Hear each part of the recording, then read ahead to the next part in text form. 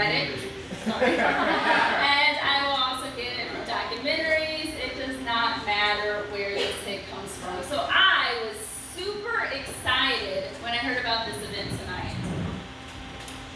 But that's a lie. Because if you are a true conspiracy theorist, you cannot choose one rabbit hole to go down in under 5 minutes. So I decided I'm not going to try. I'm just going to tell you about all my favorite ones, how they fit together, maybe some new nutrition ones you haven't heard of, and then David's going to pull me off the stage. So, we did not go to the moon. Okay, so most of you are probably sitting there, you're thinking, yeah, of course we didn't go to the moon. Okay, but I was a holdout on that for a really, really long time. And what finally got me was the Van Allen belt. So if you don't know what the Van Allen belt is, it is the string of radiation that covers the earth. You can't get through it. You can't get through it without dying, okay? Somehow, we did it back in the 1960s. Russia has not figured out how to do it. China has not figured out how to do it. Heck, we have not figured out how to do it. We cannot do it again because NASA lost the technology. How convenient. How convenient. Did you know that there is a base of aliens on the dark side of the moon? Yes! How do we know? How do we know that? Because the astronauts, when they were there, they saw them. They saw the aliens watching them. And we know that because NASA has released those records. And why? Why would aliens be watching us poor humans going to the moon? What do they care? Because they are our alien overlords. They created us. They came down. They mixed their DNA with Neanderthal DNA. And this is not the first time. This is the 5th time they have come down and made life on Earth. So what happens? They come down, they make some weird looking animals they decide they don't like. Somehow they still like Australia. Okay, it's still here. But they make these animals they don't like. They make humans. Humans get smarter. Humans create technology. They don't like that. They don't want what they made to be smarter than them. So they come down, they create a flood. They create some big catastrophe. They get rid of everything. They start over. 5th time. And it's about to be the 6th. This is the end times. The signs are there. The signs are there. End times. So how do they know? How do they know when to come and destroy the earth and start all over? Because they're watching us. Now I don't know. I don't know if they're watching us from a base on the dark side of the moon, but I do know that they're watching us from inside of the moon because Von Braun told us that the moon is hollow. You can hit the moon and it will ring for hours. For hours, because it's hollow. It's not real, it's not naturally there. It's not a rock that is naturally there. And we know that because the ancients told us about a time before the moon. They tell us of a time when the oceans were wild, the weather was wild, but then the moon came and everything settled down. So we know the aliens brought it as a base. So they are watching us from the moon. That's not the only place. They're also watching us from a cigar-shaped mothership that circles the earth. That's the 2nd place. They're also watching us from the oceans. Our very own oceans. They're there. That's why we don't see them going in and out of our atmosphere. They don't have to. They don't have to go in and out of the atmosphere. Because they've been here for millions of years just watching their creation. But they're not the ultimate creators, no. No, they're not the ultimate creators. They are just a part of the simulation because our true ultimate creator is a middle-aged, fat, unemployed guy living in his mother's basement. We're on his computer.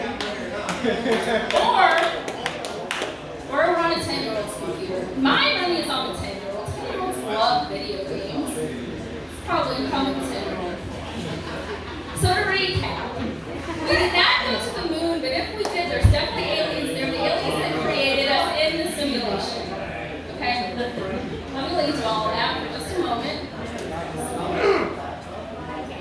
Got it. Okay, now you've probably heard all of those before.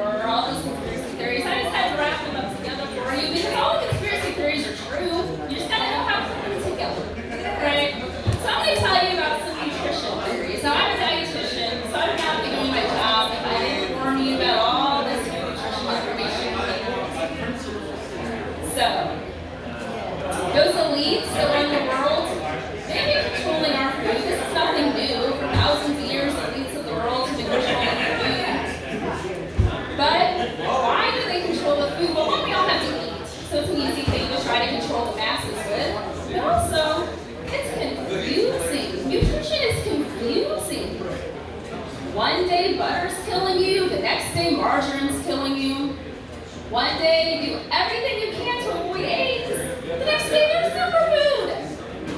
Nobody understands nutrition. Now, what I would like to start with in the modern nutrition theories that I have is a man I like to call John D. Rockefeller. Whoa! Whoa! Boo! Now, he owns Standard Oil, and he liked to make a lot of money. And around that same time, there's a man, Mr. Pasteur, who was pasteurizing milk. And so Mr. Rockefeller got this idea that if he could feed pasteurized milk to people, that pasteurized milk, it basically kills the milk, okay? It kills the enzymes, it makes a living food into a dead food. So if you feed it to someone, they don't become dead, they become sickly. Not sick, but sickly and weak. And weak people need transportation. When you use transportation, you need oil. So he pushed legislation so that only pasteurized milk could be sold in the United States. So he made himself a lot of money.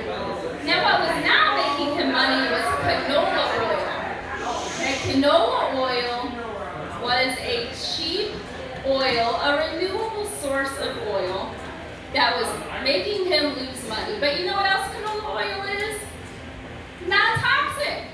So he started paying for studies so that people would switch to canola oil instead of using those bad animal fats like butter and lard that they've been cooking with for thousands of years. So he got us all to start eating canola oil. Alright. Now he wasn't the only one who didn't like losing money. Perhaps you've heard of Big Tobacco. Big Tobacco didn't like losing money once everybody learned about cancer. They stopped buying their cigarettes. So they needed something else that they could addict people to. Well, around the same time, the government was studying addiction as well. And they found people can be addicted to food. So when Big Tobacco heard that, yes, we will addict people to food. So Philip Morris, owners of Marlboro and Virginia Slims, they decided to start buying maybe some companies you've heard of. Kraft Foods. Yeah. General Foods. Mac and cheese. Nabisco. So they bought up these companies. They started doing their own research. They found out exactly how much sugar, fat, and salt to add to foods to make you addicted to them. And did the government care? No, the government didn't care.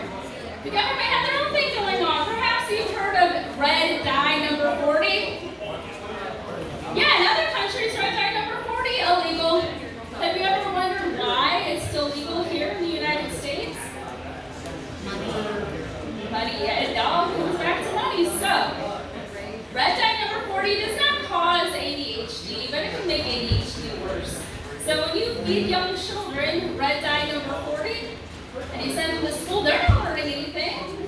And when you don't learn something, you stay, I don't want to say dumb, but not smart. And when you're not smart, you're easier to control. When you're easier to control, the government likes that. Okay? But not only that, you send them to school all hyped up, they get in trouble. Trouble kids turn into trouble adults get arrested. When you get arrested, you get sent to prison. The government has a quota to fill these corporate prisons.